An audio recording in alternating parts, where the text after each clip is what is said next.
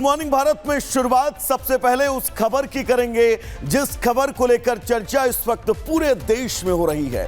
मुगल आक्रांताओं के नामों को लेकर किस तरह से उनका कई लोग ऐसे हैं जो महिमा मंडन करते हुए नहीं थक रहे हैं और उन महिमा मंडन करने वालों को उत्तर प्रदेश के मुख्यमंत्री योगी आदित्यनाथ ने दो टूक कह दिया है कि ऐसे लोगों को चिन्हित किया जाए। साथ ही उन्होंने कहा कि ऐसे लोग भी रडार पर हैं जो लोग मुगल आक्रांताओं में औरंगजेब की तो कहीं ना कहीं से क्रूर शासक की तरफ इशारा करते हैं, लेकिन अकबर को वो लोग महान बताते हैं। ऐसा कौन सा इतिहास उन्हें पढ़ाया गया है, रिपोर्ट आपको दिखाते हैं।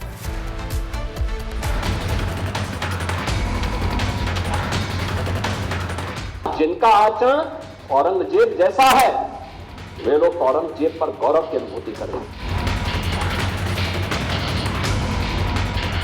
नायक तो महाराणा है, महाराणा अकबर नायक नहीं हो सकता। नायक छत्रपति शिवाजी महाराज हैं। उत्तर प्रदेश के सीएम योगी आदित्यनाथ ने एक बार फिर हुंकार भरते हुए अपने विरोधियों को यह बता दिया कि आज के भारत में लोगों के लिए नायक कौन है और खलनायक कौन। पहले विधानसभा में औरंगजेब को नायक मानने वालों को सीएम योगी ने इतिहास पढ़ाया था, तो आज अकबर को अपना नायक मानने वालों पर हमला बोलते हुए कहा कि अकबर और औरंगजेब इस देश के नायक नहीं हो सकते, इस देश के नायक शिवाजी हैं। उत्तर प्रदेश के सीएम योगी आदित्यनाथ आज दादरी पहुंचे थे, जहां वीर शिरोमणि महाराणा प्रताप की भव्य प्रतिमा का अनावरण उन्होंने किया। इस मौके पर जनसभा को संबोधित करते हुए उन्होंने महाराणा प्रताप के स्वाभिमान, सर्वधर्म और स्वदेश के प्रति अद्वितीय समर्पण को याद किया और उन्हें सच्चा राष्ट्र नायक बताया। महाराणा प्रताप ने अपने जीवन कालखंड में ही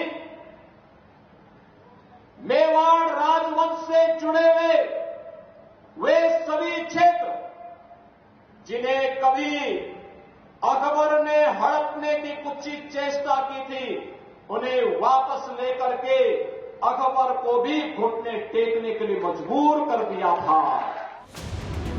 इतना ही नहीं, सीएम योगी आदित्यनाथ ने मुगल मानसिकता वालों को भी करारा जवाब दिया। सीएम योगी ने कहा, हमारे आदर्श और राष्ट्र नायक महाराणा प्रताप, वीर शिवाजी और गुरु गोविंद सिंह जी महाराज हैं, ना कि अकबर या औरंगजेब। अकबर कभी नायक नहीं हो सकता, चाहे अकबर हो या औरंगजेब, इनकी हिंदुओं के प्रति मानसिकता एक जैसी थी। इन्होंने भारत की सनातन परंपरा को रौंदने के लिए तमाम षड्यंत्र रचे। इसके विपरीत महाराणा प्रताप ने अपने बलिदान से सनातन संस्कृति की रक्षा की। नायक तो महाराणा है, महाराणा अकबर नायक नहीं हो सकता। नायक छत्रपति शिवाजी महाराज हैं, जिन्होंने औरंगजेब को घुटने टेकने के लिए मजबूर किया और घुटते घुटते बेमौत मरने के लिए मजबूर कर दिया था। इसलिए नायक छत्रपति शिवाजी महाराज हैं, औरंगजेब नहीं हो सकता। जाहिर है, औरंगजेब विवाद के सामने आने के बाद से लगातार सीएम योगी आदित्यनाथ मुगलिया सोच रखने वाले विपक्ष पर हमलावर हैं। इससे पहले उत्तर प्रदेश विधानसभा में औरंगजेब विवाद पर सपा पर बड़ा हमला बोला था, जिसमें उन्होंने कहा था कि आज सपा के लिए उनका आदर्श लोहिया नहीं औरंगजेब हो गया है, जिसके पिता शाहजहां ने लिखा था कि ऐसी औलाद भगवान किसी को न दे। जिनका आचरण औरंगजेब जैसा है वे लोग औरंगजेब पर गौरव की अनुभूति करें, लेकिन भारत को कम से कम इस पर न करें और समाजवादी पार्टी को इसका जवाब देना चाहिए। भारत की आस्था पर प्रहार करने वाला दुर्दांत,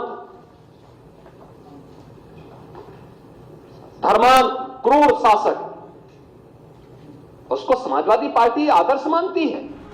जाहिर है, महाराष्ट्र में सपा विधायक अबू आजमी के औरंगजेब को नायक बताने के विवाद के बाद सीएम योगी ने विधानसभा में सपा को आड़े हाथों लिया था और अबू आजमी को यूपी बुलाकर ठीक करने की नसीहत तक दी थी। और आज एक बार फिर पूरे विपक्ष को मंच से जवाब देते हुए बता दिया कि इस देश के युवा के लिए नायक मुगल नहीं बल्कि शिवाजी और महाराणा प्रताप जैसे सच्चे स्वतंत्रता नायक है। Bureau report, Republic Bharat.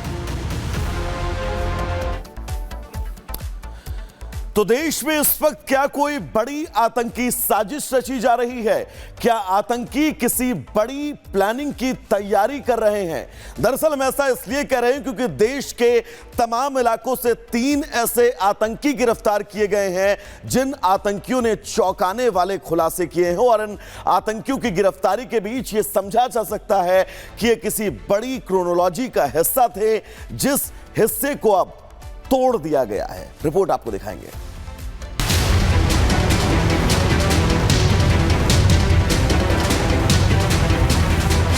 Bharat को दहलाने की साजिश रचने वालों पर कड़ी नजर है।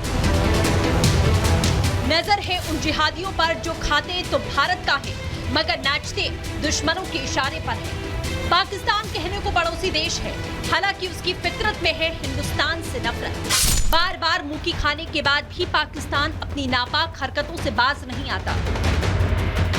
उत्तर प्रदेश एटीएस ने एक बार फिर से दुश्मन की बड़ी साजिश को नाकाम कर दिया है। हिजबुल मुजाहिदीन का फरार आतंकी गिरफ्तार हुआ। एटीएस ने 25,000 के इनामी उल्फत को गिरफ्तार किया है। यूपी एटीएस ने मुरादाबाद से आतंकी उल्फत को पकड़ा है। 2001 में हथियार के साथ गिरफ्तार हुआ था हुसैन। कश्मीर के पुंछ का रहने वाला है यह आतंकी।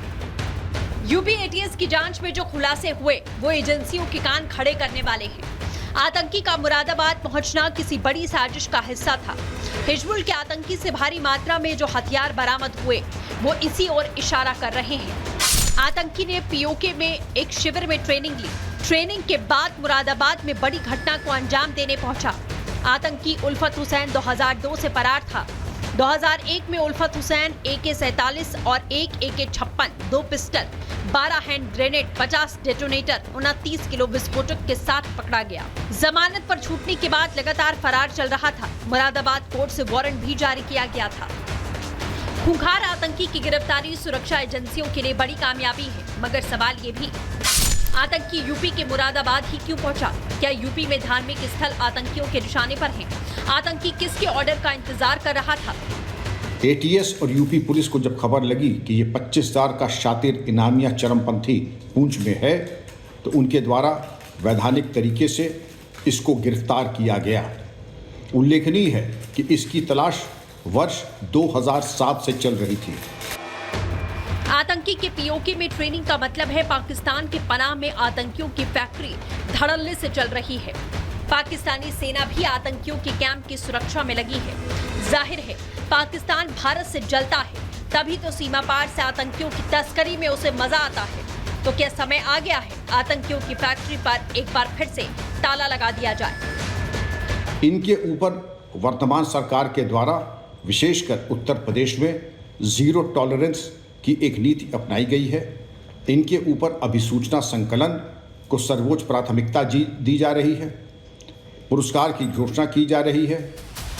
मुरादाबाद से पहले